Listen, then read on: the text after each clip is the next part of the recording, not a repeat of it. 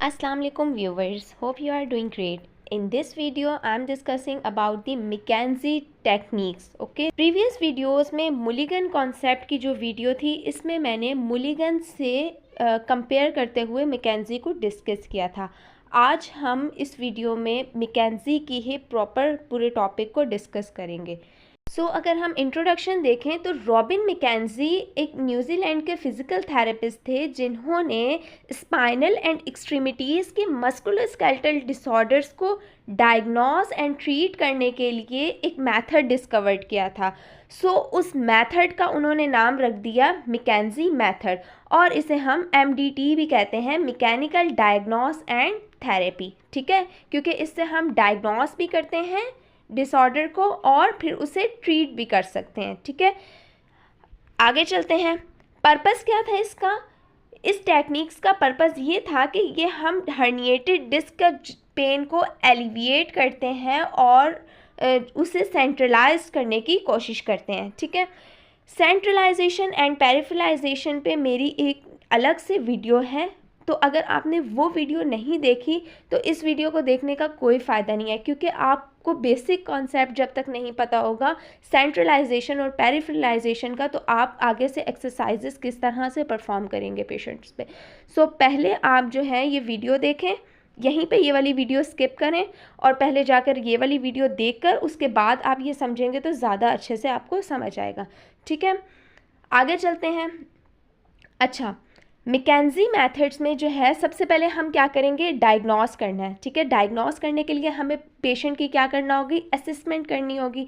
ठीक है, असेसमेंट में हम सबसे पहले जो है पेशेंट की हिस्ट्री लेते हैं। ठीक है, हिस्ट्री में हम देखेंगे कि पेशेंट का पेन जो है वो कहाँ है। ठीक है, और क्या कब फील होता है, उसे कितनी देर तक रहता है, कौन से ऐसे फैक्टर्स हैं जिसकी वजह से उसका पेन एग्रीवेट हो जाता है, यानी कि कौन सी ऐसी मूवमेंट करता है, फ्लेक्शन करने से पेन एग्रीवेट होता है या एक्सटेंशन करने से होता है, और रिलीफ किस तरह से होता है, एक्सटेंशन करने से आइदर उसका पेन रिलीव होता है या नहीं होता। तो ये सब चीज़ें हम फाइंड करते हैं। ठीक है, और देखते हैं कि कोई उसकी प्रीवियस हिस्ट्री तो नहीं रही लो बैक पेन की, या वो ऑलरेडी सर्जरी के साथ तो नहीं आ रहा। तो ये सब चीज़ें हमें उसकी हिस्ट्री लेके पता चलती हैं। ठीक है, आगे हम क्या करेंगे, उसकी एग्जामिनेशन करेंगे। ठीक है, एग्जामिनेशन में सबसे पहले हम उसका पोस्चर चेक करेंगे, सिटिंग में उसका पोस्चर चेक करेंगे और स्टैंडिंग में चेक करेंगे। ठीक है, और उसका कर्व चेक करेंगे। ठीक है, कि उसकी स्ट्रेटनिंग तो नहीं हुई। कि हम ये बात जानते हैं कि लंबर पे हमारे पास लॉर्डोटिक कर्व होता है, थोरेसिक में काइफोसिस कर्व होता है और सर्वाइकल में हमारे पास लॉर्डोटिक कर्व होता है। ठीक है, तो अगर यहाँ पर लंबर में हमारे पास स्ट्रेटनिंग हो गई है, यानी कि लॉर्डोटिक कर्व उसका जो है वो डिक्रीज़ हो गया है या ख़त्म हो गया है, स्ट्रेटनिंग हो गई है स्पाइन की, तो इसकी वजह से भी जो है वो लो बैक पेन होता है। ठीक है, तो हमें ये सब पोस्चर से देखने से पता चल जाएगा। ठीक है, असेसमेंट के थ्रू अब हमने क्या करना है कि उसकी मूवमेंट करवा के चेक करनी है पेशेंट की, फ्लेक्शन करवानी है स्पाइन की, एक्सटेंशन करवानी है और साइड बेंडिंग करवानी है। ठीक है, ये मूवमेंट्स करवा के चेक करेंगे। अगर पेशेंट को फ्लेक्शन करने से पेन इंक्रीज हो रहा है, इसका मतलब ये है कि पेशेंट की जो डिस्क है वो पोस्टीरियरली प्रोट्यूड कर रही है। ठीक है, तो उसकी वजह से जो है वो स्पाइनल नर्व जो है वो कंप्रेस हो रही हैं। ठीक है, अगर उसे एक्सटेंशन करने में मसला हो रहा है तो इसका मतलब ये है कि डिस्क आगे की तरफ से प्रोट्यूट हो रही है। ठीक है, तो ये वाली कॉन्सेप्ट जो है ना, प्रोट्यूजन आगे की तरफ हो रही है, पीछे की तरफ हो रही है, ये सारी जो है मैंने इस वीडियो में समझाया है। ठीक है, सेंट्रलाइजेशन एंड पेरिफेरलाइजेशन, इसीलिए मैं कह रही हूँ कि पहले ये वीडियो देख कर आए, कॉन्सेप्ट आपका बन जाएगा तो उसके बाद आप एक्सरसाइजेस देखें। ठीक है, अच्छा, अब एक्सरसाइजेस कौन कौन सी होती हैं, इसे हम मैकेंजी एक्सटेंशन एक्सरसाइजेस भी कहते हैं।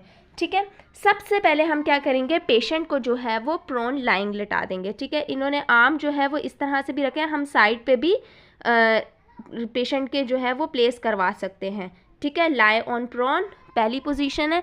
ठीक है, क्योंकि अगर पेशेंट जो है वो कंप्लेन कर रहा है पेन के साथ, ठीक है, पेशेंट को जो है वो एक्सटेंशन करने से रिलीव मिल रहा है, तो हम क्या करेंगे, एकदम तो वो एक्सटेंड नहीं कर पाएगा, तो हम इसकी स्टेप 1 में क्या करेंगे, उसे सिर्फ जो है प्रोन लेटने का कहेंगे। ठीक है, अच्छा, उसके बाद सेकंड में हम जो है प्रोग्रेस करते वक्त फिर हमने क्या करना है कि एल्बो पे जो है उसको बोलना है प्रॉन ऑन एल्बो।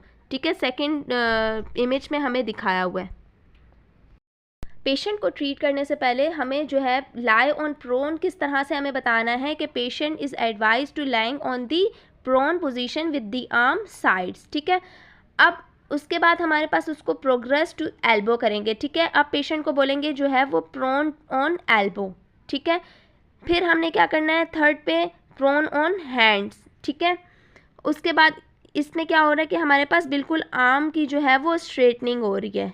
ठीक है, और फिर उसके बाद हमने क्या करना है लास्ट में हमारे पास जो है वो स्टैंडिंग बैक एक्सटेंशन, यानी कि ये हमारे पास पेशेंट जो है वो न्यूट्रल पोजीशन में खड़ा हुआ है, उसको बोलना है हमने कि वो एक्सटेंशन करे।